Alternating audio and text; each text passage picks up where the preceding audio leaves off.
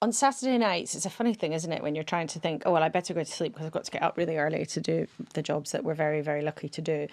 But you're kind of anxiously also waiting for the Sunday newspapers to drop. Yes, so at about 10:30 last night, we were all messaging each other. Mm-hmm. You, me, my team on Radio 4, your team on BBC One and Newscast about the emerging story from the Insight team at the Sunday Times. And that is the story that we will discuss with the man who broke that story for the Sunday Times, Gabriel Pogrund, and we'll try and work out where on earth it might go next on today's newscast. Hello, it's Laura in the studio. And hello, it's Paddy in the studio.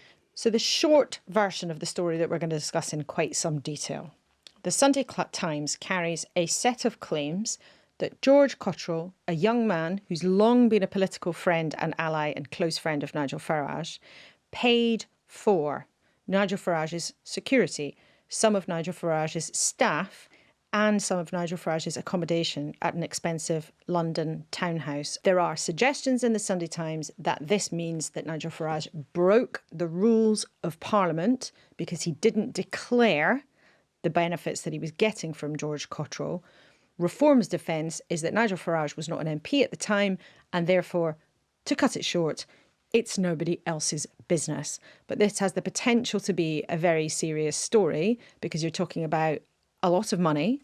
You're talking about also somebody controversial because George Cottrell also is a convicted fraudster who served time in an American jail.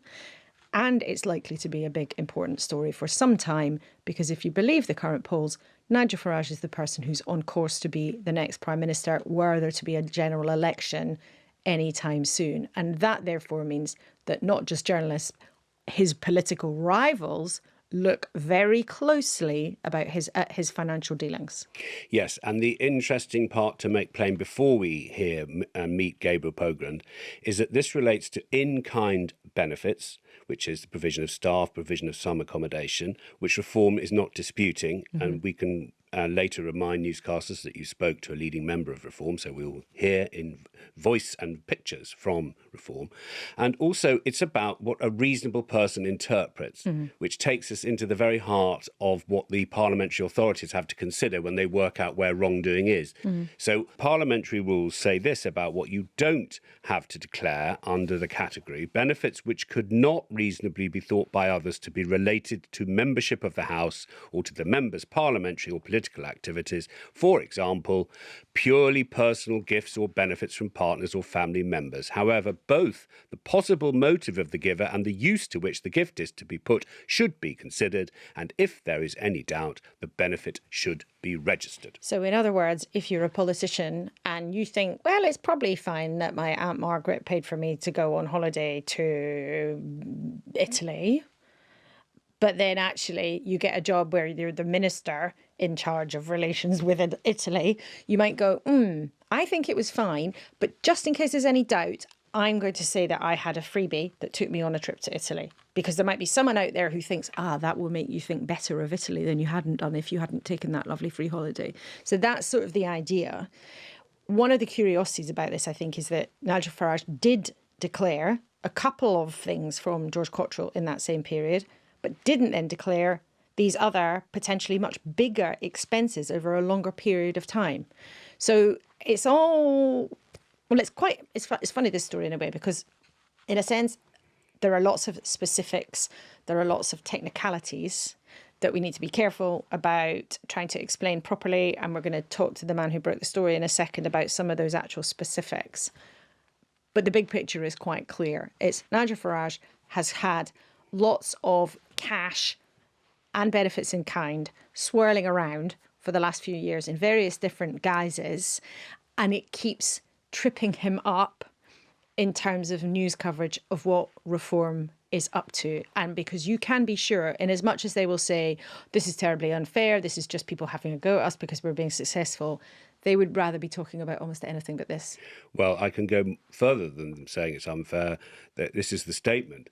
It comes as no surprised, says Reform UK, that the Sunday Times has chosen to publish this baseless and contrived story covering a period of time when Nigel Farage was not even an active politician, let alone an elected one, given that the newspaper backed the Labour Party at the last general election, says the statement.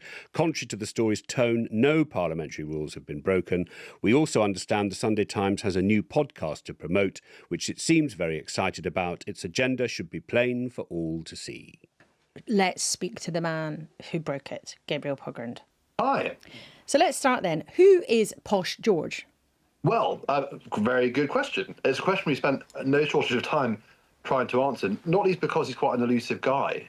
He travels on private jets with a pseudonym, George Co. A US judge once called him deceptive for changing his name in a very subtle way. So pinning down quite who George Cottrell is difficult to answer, but the key facts are he's an aristocrat. He grew up on a Caribbean island called Mystique and in rural Worcestershire. His mother briefly dated the future king in the 70s. The proposed match was broken off after she posed in the nude for Penthouse magazine. So it is a very colourful story and lots of sort of British high society. But it's also quite a sad and in some ways possibly sinister one, I suppose, because George leaves school at a young age. He's expelled for gambling activity. He goes into the city or into Mayfair and learns how to move money around the world. And it's in that context that he, masquerading as somebody else online, offers to launder money for some drug dealers who are asking him if he could help process up to £100,000 a year. George says, yes, I can help recycle it into Bitcoin. I'm going to press pause there, briefly pivot to the fact that at a pretty tender age, in his early 20s, George separately becomes a volunteer in UKIP, Nigel Farage's party, the forerunner to reform. They become very close. George is seen as the Farage whisperer. He knows when Nigel needs a cigarette. He knows when Nigel wants a beer. He knows when Nigel wants a moment's peace. He's there to pull the chair from under the table when he's about to sit down. It's something master-servant. It's something of a master-servant relationship, but also a very profound friendship and a very profound political relationship. And they pair it together on two very significant days. One is there together on referendum night, EU referendum in 2016. They spend the following day together, getting drunk and nervously awaiting the result. And then they travel together for President Trump's Republican National Convention in 2016, when he was the candidate at the time. He's being confirmed as candidate. And the two men were on their way back when they stepped into Chicago O'Hare Airport for a connecting flight from Cleveland. And there are federal agents waiting for George Cottrell. The reason being that when he'd offered those drug dealers money laundering services, he wasn't talking to drug dealers at all. He was actually talking to federal agents who were doing an undercover sting operation into dark web money laundering. So that's what happened. He goes to jail. He spends time in a US federal prison. And there is obviously a long version of this, but the short one is that throughout what happens next, the years of his life that follow his release in 2018, he remains at Nigel Farage's right hand, all the while moving to Montenegro, where he becomes intimately involved in his two passions, crypto and gambling. So George Cottrell is somebody who we know has been by Nigel Farage's side for a long time. There's no secret about that. That revelation was not new. He's also somebody with a conviction for fraud. He served he served time in an American prison because of that. And the fact here is, of course, politicians can have friends and personal relationships. Of course they can. It is also, and would be for any politician, something of a question mark to spend huge amounts of time with somebody with that kind of conviction in their recent past. That, I think, is fair to say, and I think that's quite important to say. For any politician, hanging out with somebody with that kind of background is going to raise eyebrows. Yes, and it's not illegal in any way so to do. Absolutely not. It gets us into the perception of right-thinking people, which is, funnily enough, in the mix about what rules are broken or not in the parliamentary system, because there's no money exchanging hands in the story as reported by Gabriel Pogrund in the Sunday Times. It's what's known as in-kind benefits. Gabriel, we won't have time to go through the whole detail, but if we had to say what the in-kind benefits are that your paper's reporting, that Nigel Farage received from George Cottrell? What is the bullet points? Firstly, I anticipate your amazing producers may sandpaper this down. If they don't, then your listeners know they're great people. I want to say I did the story alongside my colleagues, Emmanuel Medelo, Venetia Mingus and George Greenwood at the Sunday Times Insight team. Number one. Number two, on the rules. So essentially, the driving purpose of the rules is to uphold democracy by maintaining transparency about any financial interests received by an MP, which a reasonable person might think could have an effect on the words or actions of an MP. So obviously MPs would always say, oh no, it had no impact on me that I received a bar of gold from a person but who there is wiggle room, isn't there? There's wiggle room in the rules, basically, is what you're saying. Yeah, well, forgive me, I was just outlining what they're overall designed to do, but the small print that matters here is that an MP has to declare upon their election any interest in the preceding 12 months, and it's any interest that is in any way connected to their political activities. That is to say that it's not purely personal, i.e. a box of chocolates from wife to husband, from husband to wife, wife to husband on Valentine's Day, or a gift from one's grandparent. If it is in any way connected to a public and political role, then and it exceeds £300 in value, you are meant to declare it. But you are right, there's plenty of wriggle room, not least because all of these matters lie in the hands of the Standards Commissioner and ultimately Parliament. There's no common law, there's no penal code. There are rules which are interpreted with discretion, but it does seem in this instance that Farage accepted all kinds of benefits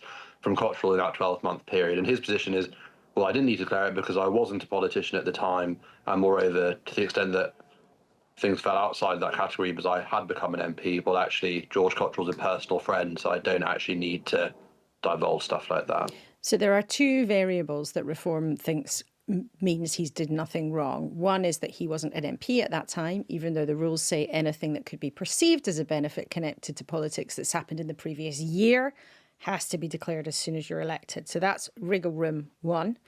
Wriggle room two is what these benefits in kind actually were. Were they connected to anything that is political?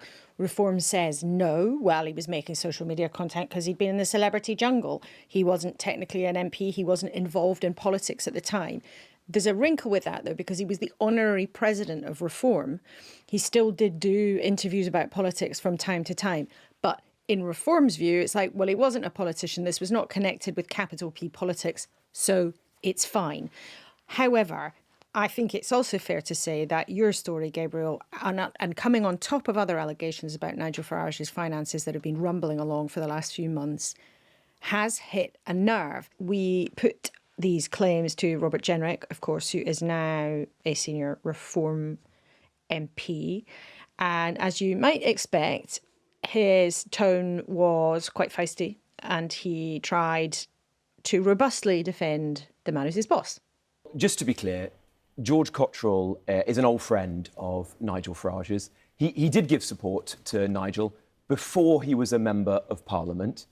He hasn't done so since he became a member of Parliament. Mm-hmm. No rules have been broken whatsoever. This is basically a very old story that has been dredged up by the Sunday Times, which is a Labour-supporting newspaper, in order to try and drag Nigel down. And it's not going to succeed. I'd like you to engage, though, in the specifics about this story. There are new allegations. As you say, people have known for a time that George Cottrell and Nigel Farage are friends, but there are new claims in the newspaper this morning. Did Nigel Farage stay in that townhouse that's being rented by George Cottrell? I believe Nigel has said that he stayed a couple of times there, very infrequently, as you're allowed to. I mean, Nigel Farage is allowed to have friends. Mm-hmm. As a politician, you're allowed to stay at a friend's house. And certainly remember, Nigel was not an elected politician. He was, if you like, an ex-politician at the time. He was somebody in the private world who was not even considering standing for Parliament. He'd ruled it out, and this was a friendship that he had with someone who was helping him. So I honestly don't see what the story is here, other than just yet another attempt by certain parts of the media to try and muckrake about somebody who is actually trying to shake up the system and challenge the status quo. There are two very important facts, though. During this period in 2024, Nigel Farage was the honorary president of Reform UK. He was still this very big political figure. Well, he wasn't a member of Parliament. And the rules say very clearly that people who become MPs should declare things that were any benefits to them in the 12 months before their election. Well, that's the rule. That is the rule. You have omitted the second half of the rule, which is that you don't have to declare things where they're purely personal. And the allegation, if you like, that you've put to me is that Nigel Farage, maybe a couple of times, I don't know precisely, stayed in the home of a personal friend. And does he still stay there? So by definition, that does not fall within the rules. Does he still stay there? Not as far as I'm aware, but I don't know. You're allowed to stay at the home of a personal friend. It feels to me, Laura, as if parts of the media, particularly those who are desperate for there to be a Labour government, want to try to constantly smear Nigel because he is at the moment leading in the polls. He has done on 350 occasions. And I'd like if I may make this point, what is their primary motive? It's because Nigel is the only person who is going to bring about real change in this country, who is going to tackle the issues that the cosy consensus of politicians, Labour and Conservative, and much of the media have neglected to for a long time. Our motive this morning, Robert Jenrick, is to get specific answers to specific questions. Immigration is out of control. Nigel's the only person who has the courage and conviction to fix these challenges. That's why people are scared of him. There's no secret that George Cottrell's been a personal friend of Nigel Farage for a long time. But the allegations of this morning is that he's done much more than a normal personal friend was done, that he has given him use of an expensive townhouse in London, and also that he has paid for Nigel Farage's staff and his security. So I'd like you to address these specific questions. Did George Cottrell pay for any of Nigel Farage's staff in 2024? Before he became a Member of Parliament, yes, absolutely. He did. And that's but this is important, you're sort of papering over that. That's a very important point. You're allowed to accept a gift, support, whatever you want to call it, from a personal friend before you're a Member of Parliament, if it's in a purely personal capacity. So there is absolutely nothing to see in this story. What's a personal capacity when it is staff creating social media content? Well, when you're a GB News presenter and you've just been on The Jungle, you do create social media content. Okay. That's nothing to do with his job as a Member of Parliament, because he wasn't a Member of Parliament. He'd said he wasn't going to become a Member of Parliament. So, I completely respect your right to ask these questions, but what's actually going on here is something bigger than this. It's that day after day, parts of the media are putting these stories forward and they're not working. Why are they not working? Because millions of people in this country see, as I do, a country that is in dire straits, in need of radical change. They know that the Tory party, the Labour Party, are not going to deliver that. They know that Nigel is the man who's going to do it because he has been fighting this fight for 25 years. But Robert Jenrick, you yourself said recently that there were legitimate questions around Nigel Farage's financial arrangements. Well, I said that journalists can ask questions. Right. So let's try and get some more answers. These are not legitimate questions. You can of course answer them in any way you wish. Have been broken here. Did George Cottrell pay for Nigel Farage's security in 2024? Before he became a Member of Parliament. Yeah, Reform has been completely open about this. A private citizen who's worried about his own personal security, and by the way, every time Nigel has raised with the authorities his personal security and that of his family, because without question, he is the most endangered person in public life. The authorities have chosen to do next to nothing to help him. I think that's a disgrace. It's perfectly legitimate for a personal friend to offer you security. The question really is, did he need to report this? No, because it was a personal friend and it was before he was a Member of Parliament. There's nothing to see here. What's confusing about this, Laura, George Cottrell... spend the whole of this interview asking about this rather than the issues that people really care about. What's confusing about this issue of security is that Nigel Farage said that the money from Christopher Harborne was for his personal security. But that came after this, Laura. So you are convinced that absolutely nothing has gone wrong here? Absolutely. No rules have been broken. So, Gabriel, what do you say there to Robert Jenrick saying that you have dragged up old nonsense from the past because you are Labour supporters? Well, he's totally right. No, I mean, what I actually mean to say is that is obviously impossible to interpret with a straight face. I mean, it's hilarious. I as it happens, the Sunday Times is also the paper which I broke the story about Starmer receiving spectacles and suits from a wealthy Labour donor. This idea that we've done it because we are Labour supporting, well, we're not in anything supporting newspaper. We just do stories that we think are worth doing. So I guess without being too pompous, I just find it quite funny. This idea that it's also old stuff being dredged up, well, that's just, I guess, just not correct. By definition, my editors don't let me put things in the paper that are already known to the public. So that's that. That's the annoying thing about editors. I try and get old things past this podcast. Here's one I made earlier. But I mean, there is, as we've discussed openly on the podcast, there is a grey area. And it would be expected that Gabriel reports something which Reform says, you're in the grey area. My interpretation is this. When the authorities come to look at it, they'll go with my version of the grey area, not with Gabriel's. But here's another thing which I think is always important in the journalism that I like from you too. And that is, both you, Laura, and you, Gabriel, it's the timeline. Mm-hmm. What happened and when. Mm-hmm. Now, one of the interesting things for me is what you've just raised about the fact that Nigel Farage was undecided about a return to politics. He said he wasn't going to do it. He'd ruled it out, actually. Yes, so actually in the grey zone and in the timeline is an overlapping period when he was in the jungle. He didn't know he was coming back, but he had accepted the presence of Reform. And I wonder, Gabriel, given that you've done the front page story, if you think we're really being asked to go back into the mind of Nigel Farage at the point when, although you've made the claims you have, it is true that he didn't know himself that he'd be the MP for Clacton. I think what you just raised there is a really important point, and it is you can't ignore it. The fact is that Nigel Farage zigged and zagged before making his decision to stand for Parliament belatedly, and let's be completely honest about that. That it's not, nobody has yet provided bulletproof evidence that he always knew he was going to stand and pull the rabbit out of the hat. So let's just have that there in our consideration of the extent to which he is compromised by having accepted these benefits.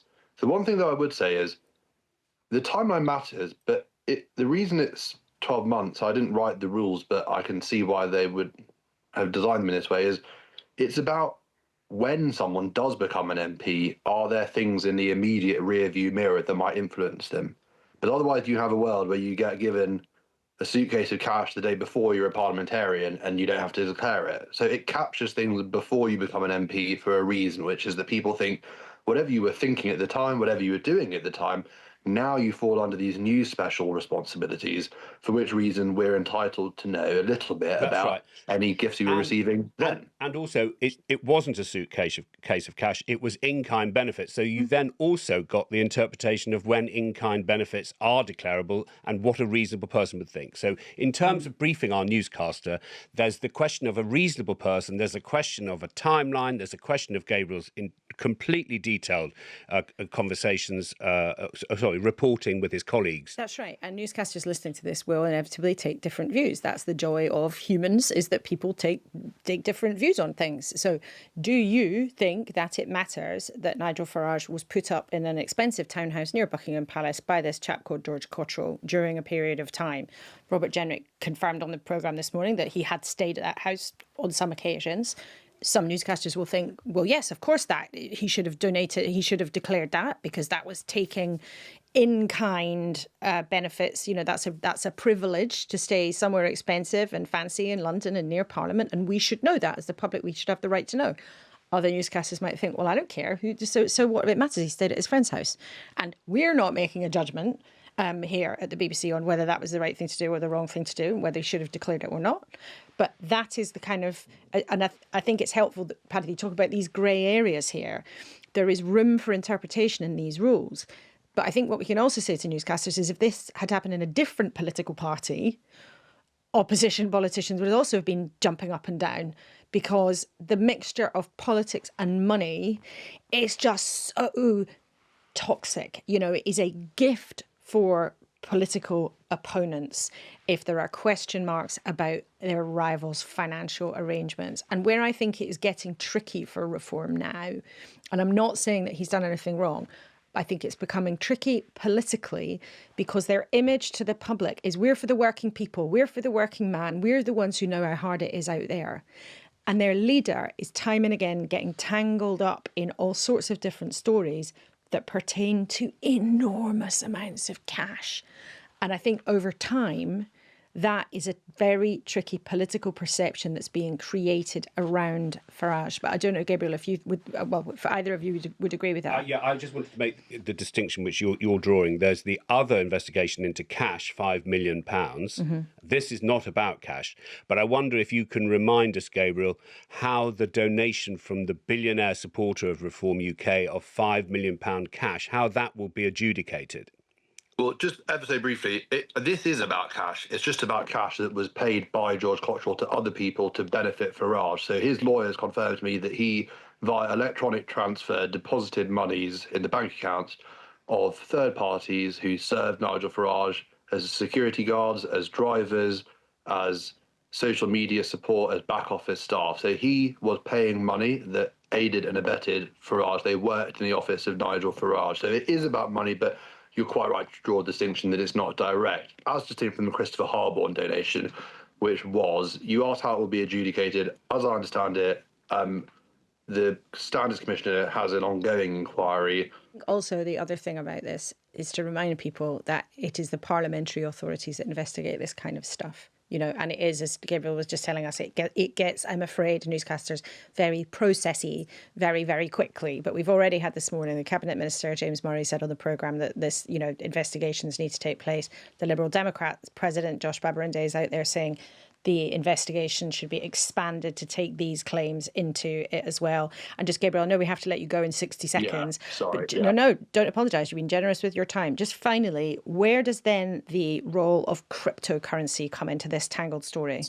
I'm really pleased you said that. So Nigel Farage, let me do a really potted summary. Massive champion of crypto. His party got draft legislation to make Britain the crypto capital of the world. Farage lobbied the Bank of England on behalf of he lobbied him in relation to crypto when they had a behind closed doors meeting. George Cottrell is a crypto gambler. He makes money through his gambling activities. He's intimately involved in a gambling platform. And moreover, this is a key point, or an important addendum, it's called Tether.bet. It uses a cryptocurrency called Tether, which is part owned by Christopher Harborne, Nigel Farage's billionaire donor behind the £5 million. So it's a very tightly entwined social connections at the heart of this too. But basically, no, the crypto point is Cottrell is involved in crypto. Farage has lobbied for crypto. There is some overlap on the Venn diagram that will no doubt be of interest to people. A Venn diagram is the best way to describe this story, with all these different personalities, all these different strands and interests. Gabriel Pogrund, thank you so much for joining us this morning. Thank you so much. Bye.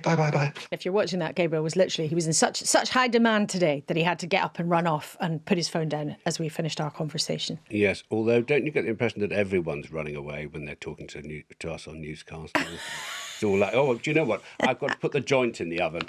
Bye. Sunday being, I mean, the thing is, that's the thing about Sunday, is that some of the best journalism of the week we find on Sunday, and we have to bring all the best efforts we can to report the things that have happened. We can. But it is still a special day. You know, you're trying to get your life underway, but it is the sort of beating heart of a lot of our political journalism, apart from anything else, isn't it? It is, and wouldn't it be nice every now and then just to kind of consume it all in your jammies? Yes, and having put the pork in the oven. Well, anyway, salted the crackling, done the tatties, all that. I think sounds nice, doesn't it? Well, I think, is it fair to say that the star of breakfast television on Sunday was actually a dog? Yes. Barley, David Blunkett's beautiful retriever German Shepherd cross, was in the studio with us yesterday. And anyone who saw the programme this morning will have seen halfway through our very interesting interview with David Blunkett, Barley, who's a beautiful dog who's behaving incredibly well, decided to sit up.